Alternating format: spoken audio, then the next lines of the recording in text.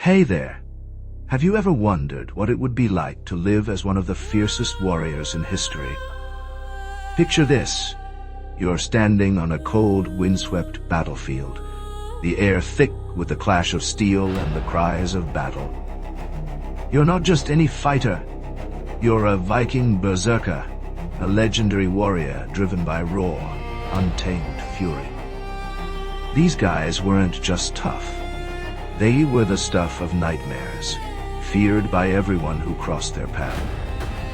Today, we're diving deep into the savage, brutal, and downright insane life of a Viking Berserker.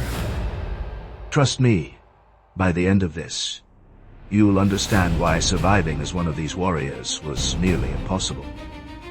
So, buckle up because we're stepping into a world of blood, chaos, and unrelenting violence. Let's start with the basics. Who exactly were the Viking Berserkers? If you've heard of Vikings, you probably know they were seafaring warriors from Scandinavia, roaming the seas between the 8th and 11th centuries. They raided, traded, and conquered lands far and wide, from Europe to parts of Asia, and even North America. But among these already tough warriors, there was an elite group that stood out, the Berserkers. The word Berserker comes from Old Norse, meaning bear shirt, and some believe it refers to them wearing bear or wolf skins into battle. Others think it's tied to their bear state of mind, meaning they fought with no regard for their own safety. Either way, these guys were the ultimate shock troops of the Viking world, known for their wild, uncontrollable rage. Now, imagine being a berserker. Your life wasn't just about fighting, it was about becoming a living weapon. These warriors were said to enter a trance-like state before battle, a kind of frenzy where they felt no pain, no fear, and had almost superhuman strength. Some historical accounts describe them as howling like animals, foaming at the mouth, and even biting their own shields in their madness. They didn't just fight, they unleashed chaos. But how did they get to this state? Well, that's where things get a little murky and a lot more interesting. One theory is that berserkers used some kind of mind-altering substance to fuel their rage. Some historians suggest they consumed a type of mushroom or plant that caused hallucinations and heightened aggression. Others think it was just pure adrenaline, combined with intense mental conditioning. There are even stories that they drank a special brew made from herbs or alcohol to push themselves into this frenzy. Whatever the method, the result was the same: a warrior who felt invincible, charging into battle without a second thought for their own life. Can you imagine facing someone like that? Most enemies didn't stand a chance. But let's not romanticize this too much. Being a berserker wasn't just about being a badass. It came with a dark side, a really dark side. For one, that uncontrollable rage didn't just switch off after the battle. There are accounts of berserkers turning on their own allies, or even innocent people, once the fighting was over. They were so caught up in their bloodlust that they couldn't tell friend from foe. This made them dangerous, not just to their enemies, but to everyone around them. In fact, some Viking communities feared and shunned berserkers because of this. They were like a double-edged sword, powerful, but unpredictable. Let's talk about what it took to even become a berserker. This wasn't a role for just anyone. You had to be physically strong, sure, but more than that, you needed a certain kind of mindset.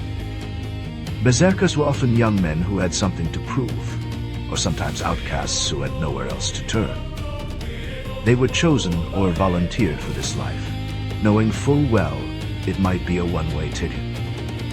Training wasn't just about swinging a sword or an axe. It was about breaking down any sense of fear or self-preservation. They were taught to embrace pain, to welcome death, and to see battle as the ultimate purpose of their existence. Think about that for a second. Your whole life revolving around fighting, with no room for anything else. No family, no quiet moments, just endless war. And the battles themselves? They were brutal beyond imagination. Vikings fought in harsh conditions, freezing winters, stormy seas, and muddy fields. As a berserker, you'd be at the front of the fight, charging in first to break the enemy's line. You'd wear little to no armor, relying on your ferocity and speed rather than protection. Some stories even say berserkers fought shirtless, showing off their scars and tattoos as a way to intimidate their foes. Your weapons were simple, but deadly. An axe, a spear, or a sword, often paired with a round wooden shield. But the real weapon was your mind. You didn't think, you didn't hesitate. You just attacked. And in that state, you were a force of nature. But here's the thing. Being at the front of the battle meant you were the first to die. Berserkers had an insanely high death rate. They didn't care about defense. Their whole strategy was offense, all the time. So, while they might take down a dozen enemies, they were also the most likely to get cut down themselves. Surviving even one battle as a berserker was a miracle. Surviving multiple? That made you a legend. But even if you lived through the fight, the aftermath wasn't pretty. Without modern medicine, a single wound could turn deadly from infection. And if you were too injured to fight again, well, your purpose as a berserker was over. There was no retirement plan here. Let's dive into the kind of enemies a berserker would face. Vikings didn't just fight other warriors. They raided villages, attacked monasteries, and clashed with armies across Europe. As a berserker, you'd be up against terrified farmers one day and trained soldiers the next. Some of the most famous battles involved facing off against the armies of the Frankish Empire or the Anglo-Saxons in England. These enemies weren't pushovers. They had their own skilled fighters, archers, and cavalry. But berserkers didn't care about the odds. They'd charge straight into a wall of spears if it meant breaking the enemy's spirit. And often, it worked. The sheer terror of seeing a screaming half-mad warrior coming at you was enough to make even the bravest soldier turn and run. Now, let's talk about the cost of this lifestyle, not just in terms of life, but in terms of everything else. Berserkers didn't have much in the way of possessions. They weren't in it for the money or the glory, though some might have earned a share of the loot from raids. A successful raid could net a Viking crew treasures worth thousands of dollars in today's money. Gold, silver, and precious items taken from churches or wealthy towns. But for a berserker, that wealth meant little. Their life was too short, too violent to enjoy it. Most of what they gained was likely spent on weapons, repairs, or given to their leaders as tribute. And let's not forget, many didn't live long enough to spend anything at all. There's also the mental toll to consider. Can you imagine living in a constant state of rage or readiness for battle? Berserkers didn't have the luxury of peace. Even when they weren't fighting, they were preparing for the next clash. Some stories suggest that after their battle frenzy, they'd collapse from exhaustion or suffer from what we might now call post-traumatic stress. They had no way to process the violence they'd seen or caused. In a way, they were trapped in their own minds, unable to escape the cycle of bloodshed. It's no wonder that many berserkers were seen as cursed or touched by dark forces. Some even believed they were chosen by the gods, like Odin, to fight in this way. But at what cost? Speaking of the gods, religion played a huge role in a berserker's life. Vikings believed in a pantheon of gods and spirits, and berserkers were often tied to Odin, the god of war and death. They believed that dying in battle was the ultimate honor, earning them a place in Valhalla, a kind of warrior's heaven where they'd feast and fight for eternity. This belief fueled their fearlessness. Why fear death when it's just a ticket to a better afterlife? But it also meant they had no reason to hold back. Every battle was a chance to prove themselves worthy of Valhalla, and berserkers took that chance every single time. Let's paint a picture of a typical day, if there even was such a thing for a berserker.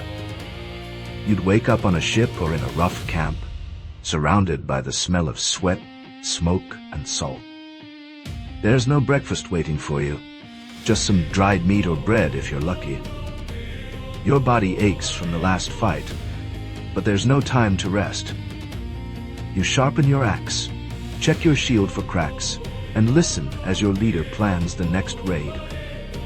Maybe you're heading to a coastal village to plunder, or maybe you're joining a larger battle against a rival clan. Either way, you know today might be your last. And when the fighting starts, everything else fades away. It's just you, your weapon, and the enemy. No fear, no doubt, just pure, animalistic instinct. But what about the times between battles? Well, they weren't exactly peaceful. Berserkers often traveled with Viking raiding parties, which meant long journeys across rough seas in open boats. Storms, hunger, and disease were constant threats. And when you weren't sailing, you might be training or proving your strength in brutal contests with other warriors. There was no downtime, no relaxation.